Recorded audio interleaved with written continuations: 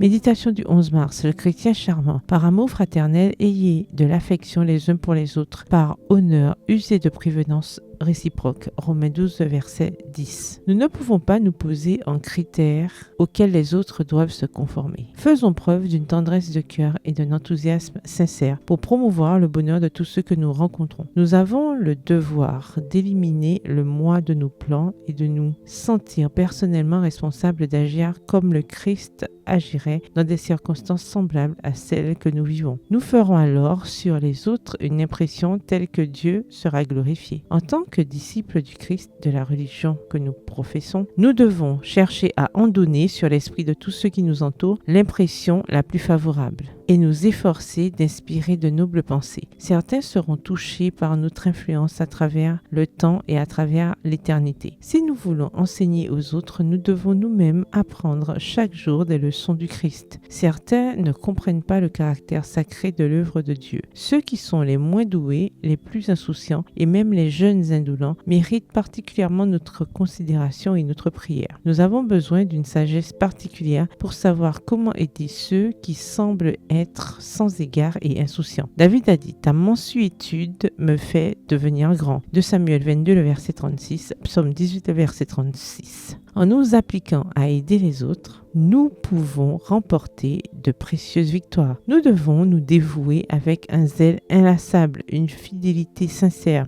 un renoncement à soi-même et de la patience pour encourager ceux qui ont besoin de se développer. Des paroles aimables et encourageantes feront des merveilles. Nombreux sont ceux qui, si un effort constant et joyeux est déployé en leur faveur, sans reproche ni réprimande continuelle, seraient susceptibles de s'améliorer. Nous devons coopérer avec le Seigneur Jésus pour ramener les personnes inefficaces et ceux qui s'égarent à l'intelligence et à la pureté sacrée. Dieu nous appelle à manifester un intérêt inlassable et patient pour le salut de ceux qui ont besoin d'être polis par lui. Dieu ne refuse pas la sagesse à ceux qui la recherchent. Il donne la grâce à l'un afin qu'il puisse à son tour la transmettre à une autre âme dans le besoin. Extrait de la lettre 94 datée du 11 mars 1905 adressée à la sœur Joséphine Gotsian, veuve adventiste philanthropique. Bonne soirée et que l'Éternel vous bénisse.